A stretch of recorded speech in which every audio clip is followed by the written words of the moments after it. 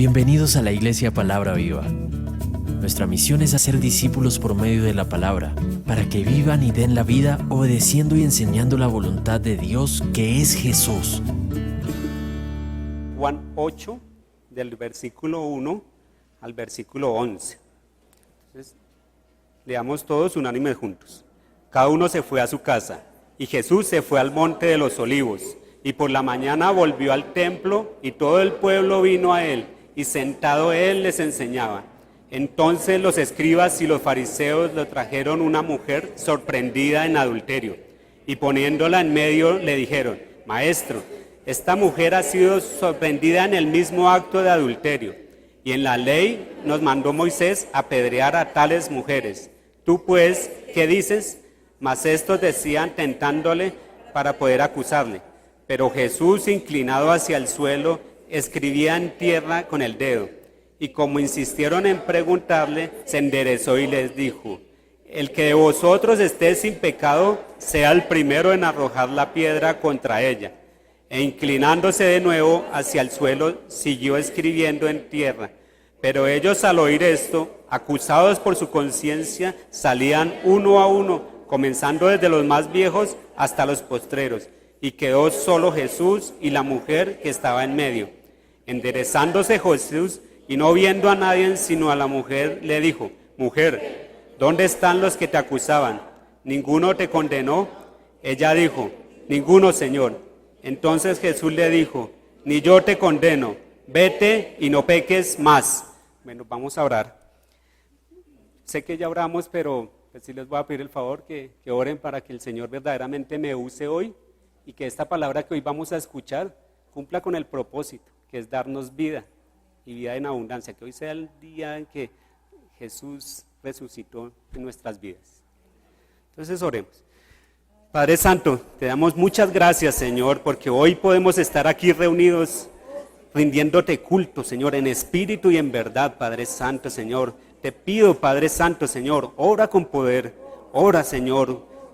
Te pido, Señor, unge mis labios, Señor, que yo no me aparte ni a derecha ni a izquierda, Señor, sino que solo dé a conocer lo que tú nos revelaste por medio de tu Hijo Jesucristo, Señor.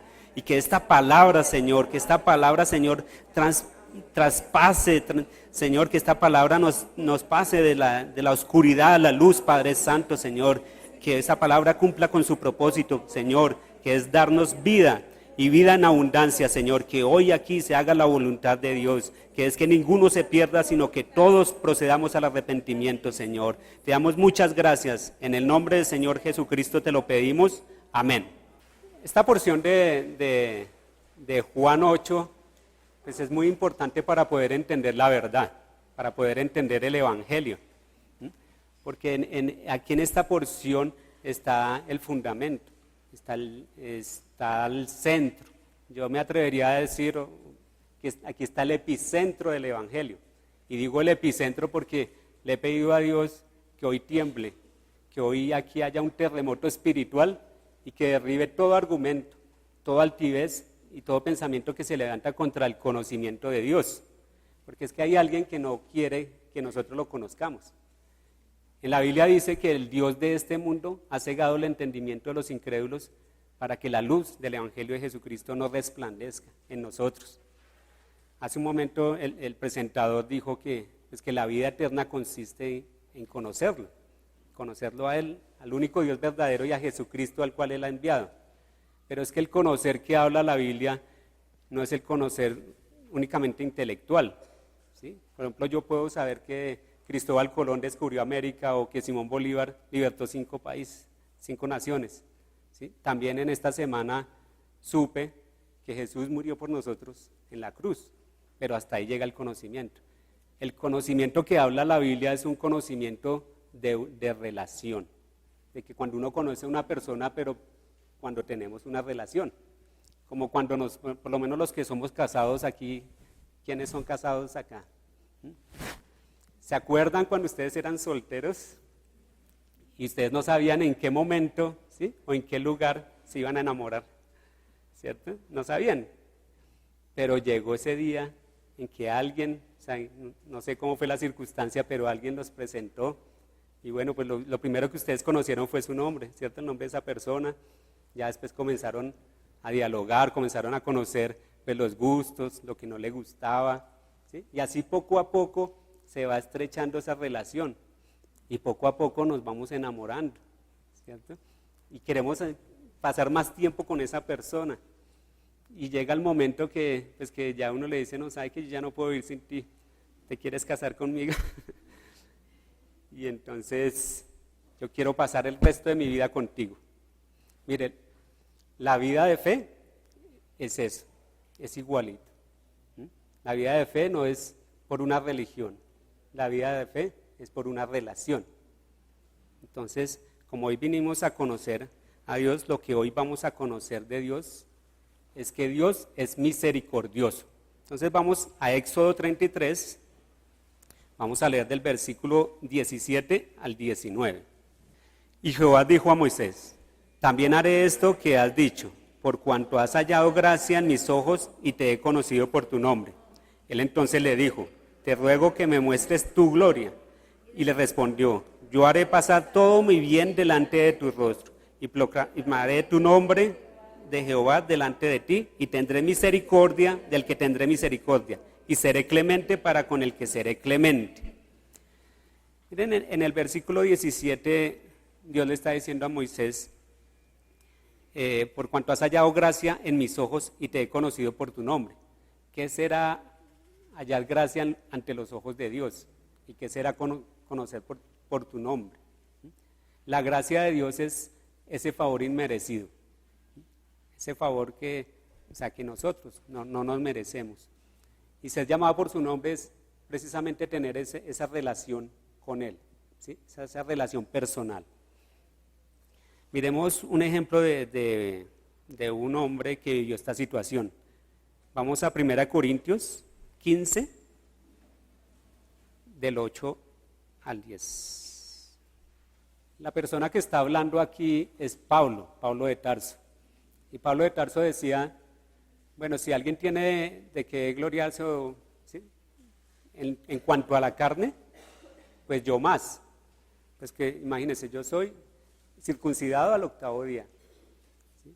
Decía que él era del linaje de Israel, hebreo de hebreos, en cuanto a la ley fariseo, ¿sí? En cuanto al celo, seguidor de la iglesia, y en cuanto a la justicia que es en la ley, irreprensible. O sea, para el contexto judío, Pablo estaba en lo más alto, era el top, ¿sí? Pero mire lo que él está diciendo, cuando él tiene el encuentro con Jesús, ¿sí? Mire lo que él está diciendo. Entonces leamos del versículo 8 al 10. Y al último de todos, como un abortivo, me apareció a mí, porque yo soy el más pequeño de los apóstoles, que no soy digno de ser llamado apóstol, porque perseguí la iglesia de Dios. Pero por la gracia de Dios soy lo que soy, y su gracia no ha sido en vano para conmigo. Antes he trabajado más que todos ellos, pero no yo, sino la gracia de Dios conmigo. Aquí Pablo entendió qué es la gracia de Dios. O sea, la gracia de Dios no es por lo que nosotros hemos hecho aquí, ¿sí? Ni por mis títulos, ni por lo que yo he estudiado, ¿sí? La gracia de Dios es ese favor inmerecido. Y por su gracia es que hoy nosotros estamos acá, ¿cierto? Rindiéndole culto. Por la gracia de Dios es que yo estoy parado aquí en este púlpito. Porque si fuera por mí, o sea, pues yo no sé dónde estaría en este momento. Entonces esa es la gracia de Dios. Entonces, qué pena, bueno, volvamos nuevamente a Éxodo 33, que es lo que estábamos leyendo. Vamos en el versículo 18, ¿no? Entonces dijo, te ruego que me muestres tu gloria.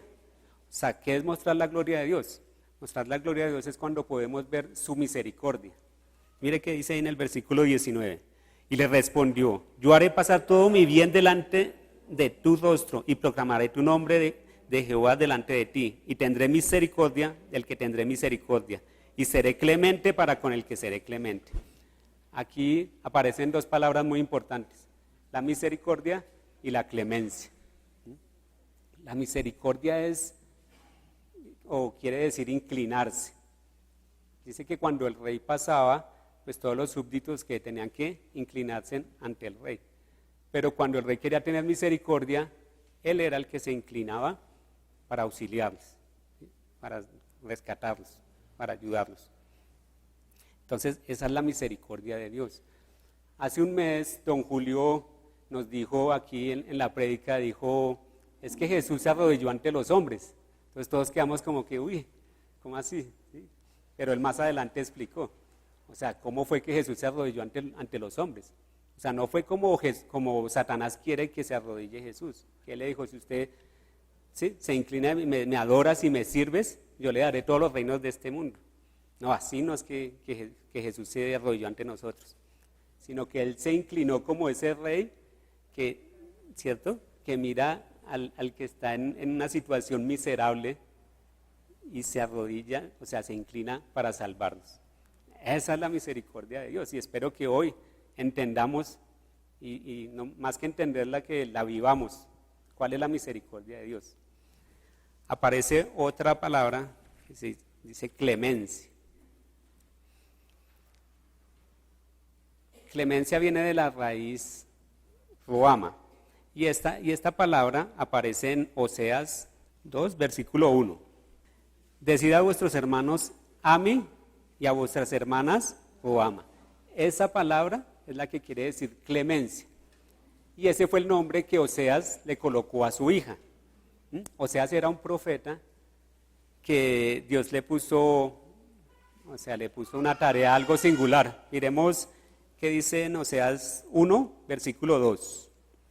Dice, el principio de la palabra de Jehová va por medio de Oseas. Dijo Jehová a Oseas, ve, tómate una mujer fornicaria e hijos de fornicación, porque la tierra fornica apartándose de Jehová. ¿Sí? Entonces aquí pues Dios le dice, bueno, tiene que casarse con una mujer fornicaria. Y empieza Oseas a contarnos esta historia de amor, pero esas historias de amor que son tormentosas. ¿Sí? Entonces, donde Oseas tiene que casarse con una mujer que la conducta de esta mujer es como la conducta de una prostituta. ¿Sí? Y Oseas se enamora de esta mujer, se enamora de esta mujer. Y entre mejor se porta Oseas con esta mujer, ¿sí? Esta mujer se va detrás de otros hombres. Digamos, Oseas quiere darle a ella pues lo que uno quiere darle a su esposa. ¿Sí? Quiere darle pues su amor, quiere darle un hogar, quiere darle un nombre, una reputación. ¿Sí? Pero ¿qué hacía esta mujer? Se iba detrás de otros. ¿Sí? Entonces Oseas él pues no sabía qué hacer, él iba, le advertía, ¿cierto? Él le suplicaba, ¿sí? O sea, él no sabía qué hacer, hasta la castigaba, pero esta mujer no cambió. Entonces dice la Biblia que Oseas vivió esto en carne propia para que él pudiera entender cómo es la relación de nosotros con Dios. ¿Mm? O sea, tremendo, ¿no? O sea, cómo es que somos nosotros ante Dios. Entonces, pues espero, si ya estamos entendiendo esto, entonces pues vamos a Juan 8, que es la palabra que vamos a estudiar hoy. Entonces, según lo que leímos ahora, pues esta porción empieza donde Jesús está en el Monte de los Olivos. Y él desciende al día siguiente y va al templo a enseñar. Y él, ¿cómo estaba enseñando en ese momento? Él estaba sentado. Y dice que todo el pueblo iba y oía lo que él estaba enseñando. Mire que aquí estamos viendo la misericordia de Dios. Dice que él bajó, ¿cierto? El único que ha venido del cielo, ¿quién es? Es Jesús. ¿Sí? El único que nos puede decir cómo es allá, las cosas allá arriba, es Él. Es más, Él es el mismo Dios que se rebajó y se hizo hombre, se hizo como uno de nosotros. O sea que este que estaba aquí enseñando, ¿sí? Es Jesús. Y ahí vemos la misericordia de Él, ¿cierto? Él se inclinó, se hizo como uno de nosotros, ¿para qué? Para rescatarnos. Entonces dice que todo el pueblo pues estaba oyendo lo que Jesús estaba enseñando. Bueno, aunque no todos, porque habían unas personas, que aquí es donde aparecen los fariseos y los escribas, ellos estaban en otro asunto. O sea, estos señores tenían tanto poder y tanta autoridad, ¿sí? Como para ir y entrar a una casa sin permiso, y no es que se le metan a la cocina, sino que se metieron al cuarto, ¿cierto? Se metieron al cuarto y en este, o sea, pues en un acto tan privado ir allá a interrumpir, y no solo hicieron eso, sino que cogieron a la mujer y la sacaron, ¿sí? A la vergüenza pública y el escarnio público. Y el pueblo, ¿qué hizo? ¿Cierto? La gente que está viendo, que dijo, uy, no, ustedes están abusivos. No, el pueblo lo que hizo, lo siguieron, ¿cierto? Y fuera de eso iban detrás de ellos y iban cogiendo las piedras, porque es que ellos iban ansiosos, iban dispuestos a matar a esta mujer, ¿sí? O sea, estaban mirando qué piedra me sirve para, cuál será la mejor, ¿cierto? Iban dispuestos a matar a esta mujer, porque como la ley lo decía, ¿cierto? Pues como la ley lo decía, pues ellos iban allá tranquilos. Entonces uno pensará, oiga, pues gracias a Dios, pues ahora ya esa época tan tremenda, ¿cierto? Esa gente tan malvada, ¿cierto? Y como poco civilizados, gracias a Dios eso ya no existe ahora, ¿cierto? Pues ahora nosotros aquí, con tantos avances que hemos tenido esa época, ¿cierto? Tenemos tecnología de punta, ¿cierto? Las comunicaciones, el internet, o sea, realmente sí hemos evolucionado mucho de esa época ahora, pero es que esta porción está mostrando muy bien cómo es que es el corazón del hombre. Pues en esa época el corazón del hombre es así, pero yo me pregunto, ¿cómo será que también hemos evolucionado, ¿sí? En nuestro corazón de esa época ahora? O sea, imagínense que esta ley, o sea, ellos decían, bueno, pues como la ley lo dice, ¿qué era lo que decía la ley? Miremos qué dice Levítico 20:10, ¿qué era lo que decía la ley? En la ley decía, si un hombre cometiera adulterio con la mujer del prójimo, el adúltero y la adúltera indefectiblemente serán muertos, ¿sí? O sea que si los encontraban así, indefectiblemente tenían que morir, ¿sí? Entonces imagínense que esa ley existiera ahorita en nuestros días. Entonces, pues miremos a ver cómo es el corazón de nosotros, a ver si no ha cambiado, ¿no? Entonces, ¿qué pasaría si digamos aquí para las señoras que son casadas, si a la mujer adúltera la hubieran encontrado con su esposo? O, bueno, sin ir tan lejos, si nosotros los casados, si fuera nuestra esposa a la que encontraron, a esta mujer adúltera, ¿cómo actuaríamos nosotros, no? Pues no sé, o sea, no sé si también saldríamos a coger las piedras e irnos detrás. O cómo no somos nosotros ahora. Es que cuando sale una noticia en la televisión, pues ahí mismo, o sea, al otro día todo el mundo comentando y todo el mundo juzgándolos y todo el mundo, o sea, sin ninguna misericordia, uno de una vez, ¿cierto? Y por internet todo el mundo, sí, o sea, es que mire ese político, mire ese coronel, ¿sí?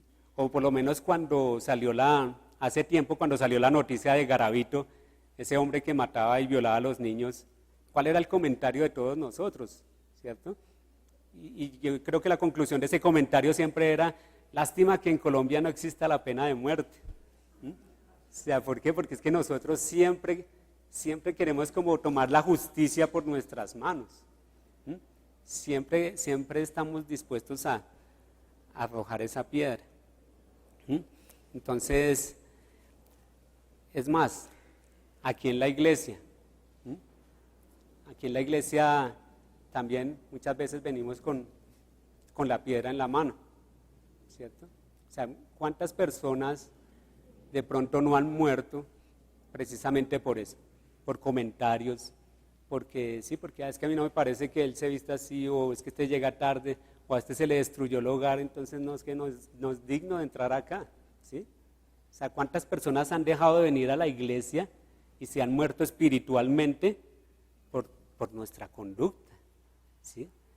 Entonces, o sea, mire que esto es algo muy serio que de pronto nosotros lo pasamos, ¿sí? Pero es que Jesús nos está advirtiendo en eso. Miremos aquí en Mateo 7, 1 al 5. No juzguéis para que no seáis juzgados, porque con el juicio con que juzguéis seréis juzgados, y con la medida que medís os será medido. Y porque miras la paja que está en el ojo de tu hermano y no echas de ver la viga que está en tu propio ojo, o dirás a tu hermano, déjame sacar la paja de tu ojo y he aquí la viga del ojo tuyo. Hipócrita, saca primero la viga de tu propio ojo y entonces verás bien para sacar la paja del ojo de tu hermano. Entonces aquí Jesús, nos lo está diciendo muy claro, ¿cierto? O sea, ustedes no juzguen, o no juzguemos. No juzguemos porque con la misma medida que nosotros estamos juzgando, vamos a ser juzgados. Y nos da un ejemplo muy gráfico como para que no quede ninguna duda, ¿cierto? O sea, nos está diciendo, pues, usted que tiene una viga en su ojo, imagínese que yo aquí con un palo de escoba atravesado aquí en el ojo y tratándole de sacar el mugrecito a la persona. Así estamos nosotros, pero no nos estamos dando cuenta. No sé por qué extraña razón nosotros los cristianos nos estamos sintiendo de pronto menos pecadores, ¿cierto? O más justos que los demás. Y por esta razón nos creemos con la autoridad de coger las piedras y lanzarlas. Mire, con nuestra propia familia. ¿Cuántos familiares nuestros no han llegado aquí a la iglesia, no han conocido a Jesús y por tanto pues no van a tener la vida eterna? ¿Por qué? Porque nosotros estamos todavía, porque nosotros no hemos querido, ¿cierto?, soltar esas piedras. Entonces nosotros, los que nos hacemos llamar hijos de Dios, ¿en qué nos estamos convirtiendo?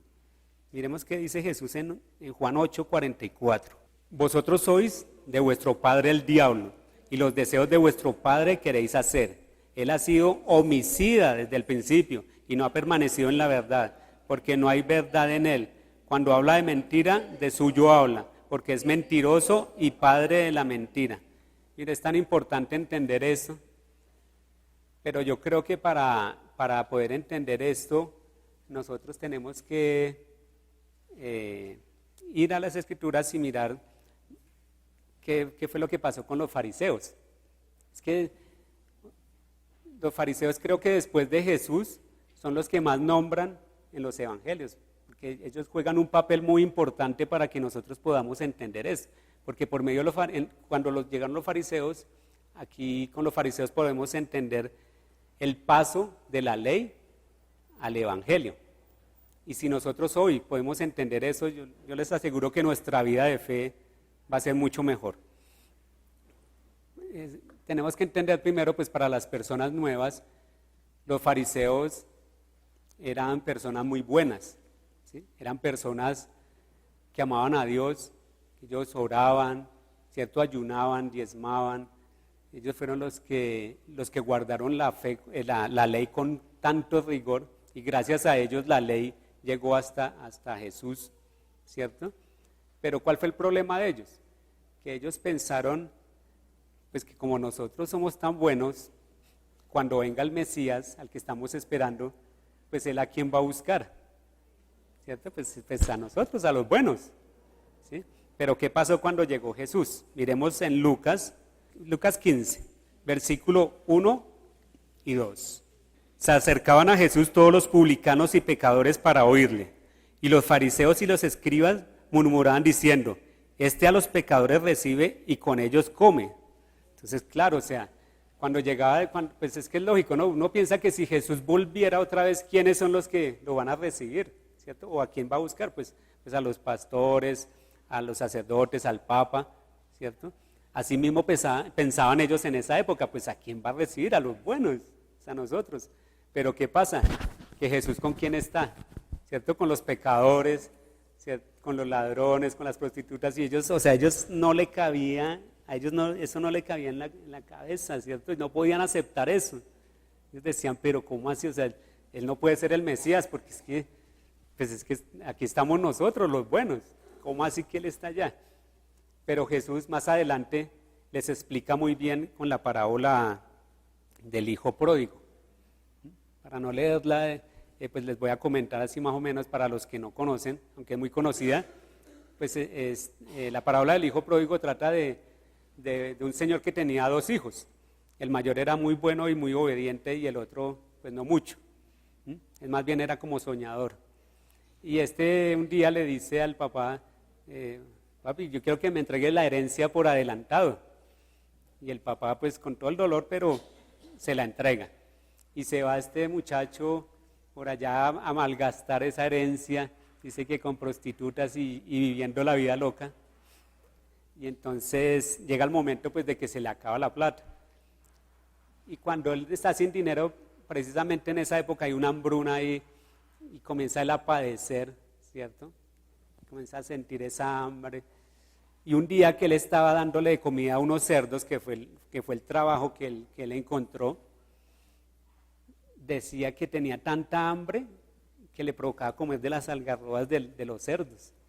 Entonces ese día como que cayó en cuenta y dijo, no, o sea, yo qué estoy haciendo, miren, en la casa de mi padre hasta los que le ayudan a él tienen mejor comida que yo, ¿sí? Los que le sirven a mi padre tienen mejor comida que yo. No, o sea, entonces él arrepentido dijo, no, yo voy a buscar a mi padre y le voy a pedir perdón. Y dice que cuando él iba llegando allá, el padre, antes de que él llegara, el padre lo vio de lejos y de una vez dijo, no, mátenme al becerro más gordo, alísteme un anillo, ropa nueva para él, y hizo fiesta ese día. Entonces estaban ahí en la fiesta cuando llegó el hermano mayor y dijo, uy, pero ¿qué está pasando acá? Entonces, no, pues que su hermano volvió y él de una vez se enojó con el papá. Pero ¿cómo así? Mire, yo he sido tan bueno con usted que siempre le he obedecido y usted ni siquiera un cabrito me ha dado para yo estar con mis amigos. Y este que se ha ido y ha malgastado toda la herencia con prostitutas por allá y usted viene y le hace fiesta. Entonces ahí es cuando el padre le dice, pero es que entiende, hijo, es que este era mi hijo que muerto estaba y ha vivido, ¿sí? Se había perdido y lo hemos recuperado. Mire, ese es el Evangelio. Esa es la esencia del Evangelio. Pero es que para poder entender el Evangelio, primero tenemos que entender muy bien qué es la ley, porque por eso es que nosotros de pronto nos confundimos como los fariseos. Entonces, ¿qué es la ley? ¿Cuál será el propósito que tiene la ley? Es que lo que pasa es que los fariseos estaban confundidos porque ellos creían que al cumplir la ley, ¿cierto? Entonces ellos iban a ser santos. Y al ser santos, entonces se podrían acercar ante Dios, pero por su justicia, por sus propias obras. Y eso es lo que pues, la religión siempre nos ha enseñado. O muchas veces que uno le habla a las personas, pues ellos dicen, no, pero es que yo soy bueno, pues yo no he matado a nadie, yo no le hago daño a nadie, pues yo me voy para el cielo, ¿sí? Entonces, pues este es el problema de ellos. Pero entonces, ¿para qué es que sirve la ley? Tenemos que tener claro cuál es el propósito de la ley para poder entender el Evangelio, porque si no nos confundimos, nos perdemos. Entonces, debemos entender que así nosotros podamos cumplir con los 10 mandamientos, aunque son muchos más, pero por lo menos que cumpliéramos los 10 mandamientos, uno pensaría que ya con eso es salvo. Pero resulta que por medio de la ley nosotros no vamos a ser salvos. ¿Por qué? Porque no es por nuestras obras. Entonces, la Biblia lo explica mejor. Miremos Romanos 3:20, que dice. El 20 dice, ya que por las obras de la ley ningún ser humano será justificado delante de él, porque por medio de la ley es el conocimiento del pecado. ¿Qué nos está diciendo aquí Pablo?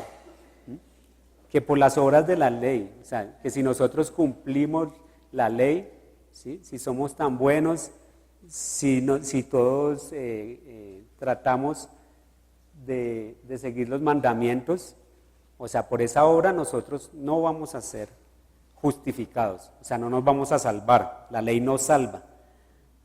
Y este es el propósito de la ley, porque por medio de la ley es el conocimiento del pecado.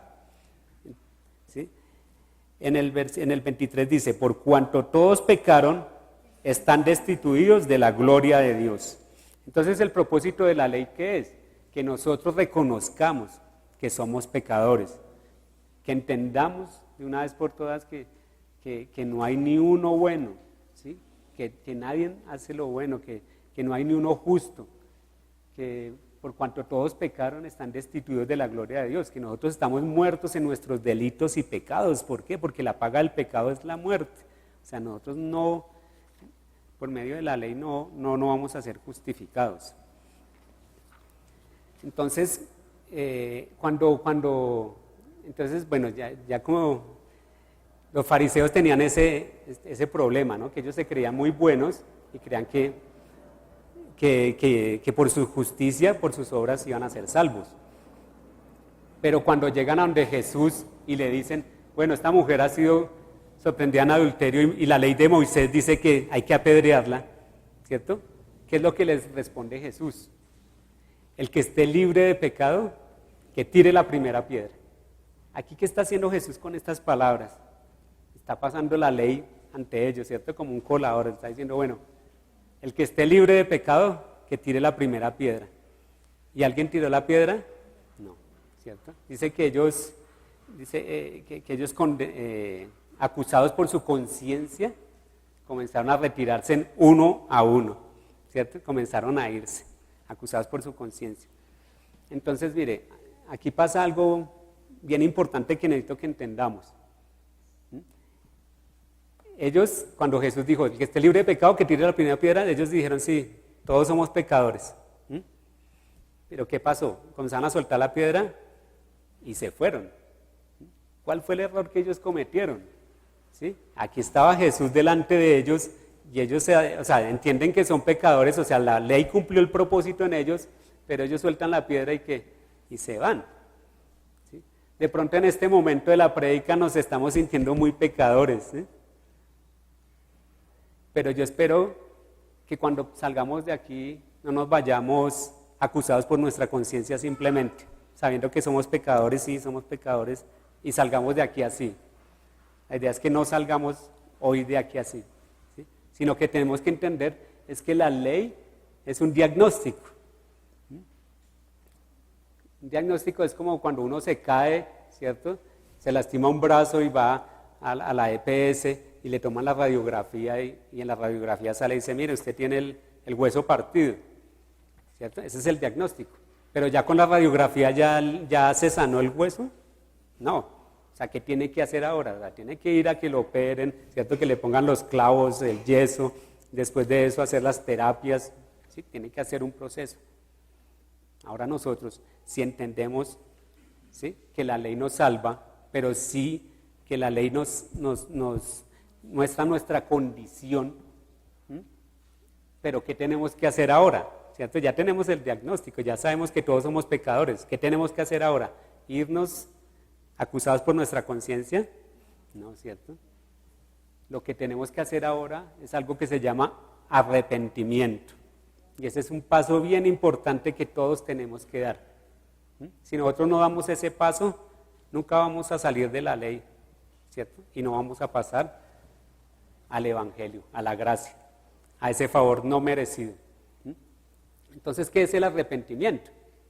Es que ahí hay otro problema, que no piensa que el arrepentimiento es decir, me equivoqué, qué pena con ustedes, discúlpenme, ¿sí? Me disculpan, yo no lo vuelvo a hacer.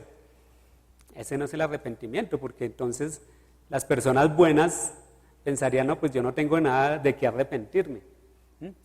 El arrepentimiento, y para que lo entendamos mejor, yo quiero que nos pongamos, utilicemos el ejemplo de la mujer adúltera. Y por favor, pongámonos en los zapatos de esta mujer, ¿cierto? Entonces imagínense que es a usted al que encuentran en adulterio. Y a usted es el que lo cogen y lo sacan y lo ponen, ¿cierto?, al escarnio público. ¿Usted cómo se siente en ese momento? ¿Cierto? Avergonzado. Y luego lo llevan ante Jesús y le dicen, mire, a usted lo encontramos, ¿cierto?, en pleno acto y merece morir. O sea, la ley dice que usted merece morir. En ese momento la mujer, ¿qué está pensando, cierto? O sea, se da cuenta de la gravedad del asunto. De pronto antes no caía en cuenta de la gravedad de este asunto, pero en ese momento esta mujer está cayendo en cuenta y dice, sí, o sea, y póngase en los zapatos, o sea, no dice, no, o sea, si yo voy a morir, ¿sí? Yo voy a morir. Y o sea, ¿qué disculpa puedo sacar? ¿Yo qué puedo hacer para que no me maten? Si es más, yo mismo entiendo que yo fui el que cometí ese error y que yo no tengo salvación. O sea, ¿qué merezco? Verdaderamente yo, ¿qué merezco? Pues que me maten. O sea, yo no puedo hacer nada. Pero delante de Él, de nosotros, está Jesús. Está Jesús. Y si podemos ver que por medio de Él, porque yo ya no puedo hacer nada, pero Él sí nos puede salvar. Él puede tener misericordia de nosotros. Cuando nosotros estamos en ese momento, eso es lo que llamamos arrepentimiento. Cuando reconocemos que no es por nuestras obras, que no es por nuestra justicia, sino que es por su justicia, es por su obra, por la obra que Él hizo en la cruz, lo acabamos de ver ahorita en Semana Santa, lo que Él padeció, para que por medio de su sangre nosotros seamos libres de pecado. Entonces, eso es el arrepentimiento. Y cuando nosotros estamos arrepentidos, entonces es cuando viene Jesús y se acerca y nos dice, bueno, ¿dónde están los que le condenaban?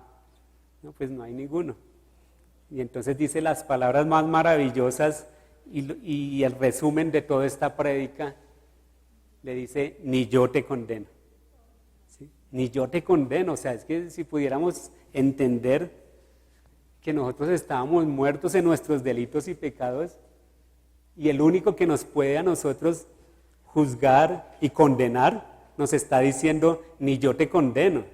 O sea, es que eso es el Evangelio, a eso es que nosotros tenemos que llegar, a estar delante del Señor en esa posición. Y mire lo que significa esto. Por eso es que en Romanos 8:1 dice, ninguna condenación hay para los que estamos en Cristo Jesús. ¿Cierto? Es que ya no hay ninguna condenación. O sea, entendamos eso. Cuando estamos diciendo, hoy la palabra se llama, ¿cómo se llama hoy la palabra de hoy? No participen de la condenación. ¿Uno cómo puede participar de la condenación? Como lo vimos ahorita, condenando, ¿cierto? Pero también podemos participar de la condenación dejándonos condenar. Tenemos una opción para no, ¿cierto? Está Jesucristo que nos dice, ni yo te condeno. O sea, no acepte tampoco es la condenación. Él nos está dando la libertad. Él nos está dando la libertad y ahora imagínense cómo será la vida de esta mujer de ahora en adelante. O sea, una vida llena de agradecimiento, ¿cierto? Ella fue, o sea, públicamente fue humillada, pero Jesús públicamente la restituyó. Públicamente ahora ella es libre. O sea, ¿quién la puede condenar ahora a ella? Si alguien se acerca y le dice, oiga, usted es una adúltera, ¿ella qué puede decir? Ay, ¿usted por qué no tiró la piedra? ¿De que somos iguales? O sea, no hay ninguna condenación, todos somos iguales, pero en Cristo Jesús no hay ninguna condenación. Entonces, a eso es que quiero que lleguemos, o sea, a que podamos entender, si hoy verdaderamente entendemos y nos arrepentimos, ¿cierto? Mire lo que vamos a obtener. ¿Se acuérdese la mujer de Oseas? Ya no seamos así, no sigamos así, o sea, entendamos. No sigamos en adulterio, no sigamos en fornicación. Entendamos que Él nos ama, que Él nos quiere dar un hogar, que Él nos quiere dar un nombre, ¿cierto? Lo que Él tiene.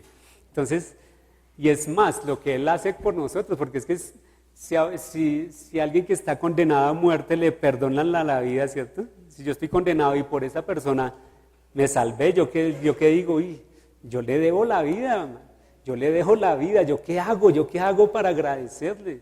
¿Sí, yo qué hago? Y esa es la vida, es que esa es la vida tan hermosa cuando uno ya dice sí, o sea, ¿yo qué hago? O sea, esta mujer, Jesús le dice, y yo te condeno, vete y no peques más. ¿Sí? ¿Por qué le habrá dicho eso? Porque en otras porciones Jesús le decía a las personas, o sea, tu fe te ha salvado. Pero a ella, ¿por qué le dice vete y no peques más? Es porque la trajeron, ¿cierto? Porque ella no estaba buscando a Jesús. Ella no estaba buscando a Jesús. Como cuando conocimos a nuestra media naranja, de pronto yo no la estaba buscando y apareció, ¿cierto? Así es con Jesús. De pronto nosotros no lo estamos buscando. De pronto aquí estamos hoy de casualidad porque nos invitaron, ¿cierto? Pero qué tal que hoy sea ese día, que sea ese día que lo conozcamos, que ese día que entendamos que nosotros que somos pecadores, que estamos muertos en nuestros delitos y pecados, y que es el día en que Él nos dice, ni yo te condeno. Que hoy sea el día en que verdaderamente, y que podamos entender esto y que nosotros salgamos de aquí gozosos, o sea, entender que esta Semana Santa que vimos, o sea, lo que Él padeció por nosotros, ¿cierto? Lo que Él sufría, Él quería amarnos, Él ante Jerusalén no lloró Jesucristo y dijo, es que cuántas veces quise tenerte, ¿cierto? Como la gallina a los polluelos, ¿sí? Y por eso era que en el Salmo que leímos, el Salmo 36, el versículo 7, que dice,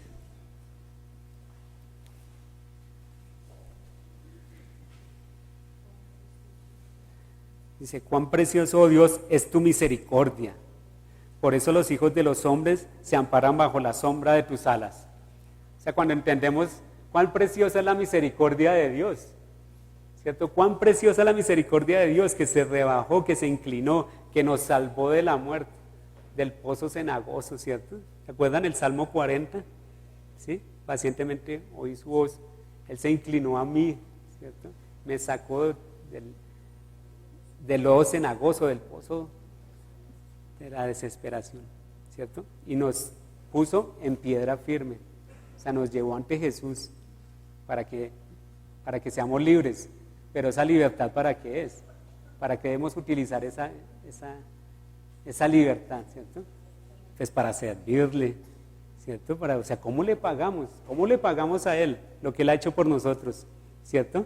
Sirviéndole, arrodillándonos ante Él, ¿cierto? Adorándolo, que es básicamente lo mismo, adorándolo. Y yo les digo que cuando nosotros estamos en esa posición, esa es la plenitud de la existencia. Eso es, mejor dicho, lo máximo, lo más maravilloso que nos puede pasar a nosotros. Y espero que hoy sea ese día en que verdaderamente, o sea, nos presentemos delante de Él arrepentidos, ¿sí? Creyendo que Él nos perdonó y ahora estamos gozosos porque Él resucitó. Y si nosotros estábamos muertos, vamos a resucitar juntamente con Cristo Jesús, como un día como hoy, que es lo que estamos celebrando hoy. Entonces, ¿qué les parece si nos ponemos de pie? Vamos a agradecerle, vamos a arrepentirnos ante el Señor, vamos a agradecerle.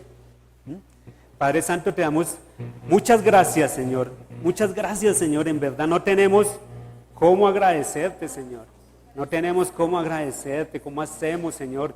Entregamos nuestras vidas, Padre Santo, Señor, para que en algo, Señor, podamos pagar lo que tú has hecho por nosotros, Señor.